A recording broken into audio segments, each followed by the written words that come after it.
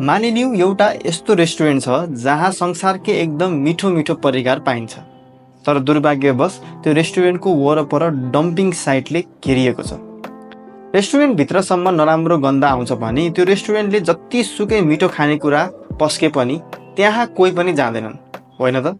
हामीले जति नै यु सुडन्ट जज a book by its cover भने पनि सत्य के हो भन्दा पिपुल अलवेज जज a book by its cover. त्यसैले तपाईँको प्रोडक्ट जति नै उत्कृष्ट भए पनि तपाईँले त्यसलाई आकर्षक रूपमा प्रेजेन्ट गर्न सक्नु भएन भने मान्छेहरूले हजुरको प्रोडक्ट किन्दैनन्। यो कुरा स्योर हो। अब धेरैले आजकल डिजिटल माध्यमबाटै आफ्नो प्रोडक्टलाई प्रेजेन्ट गरिरहेको हुन्छ।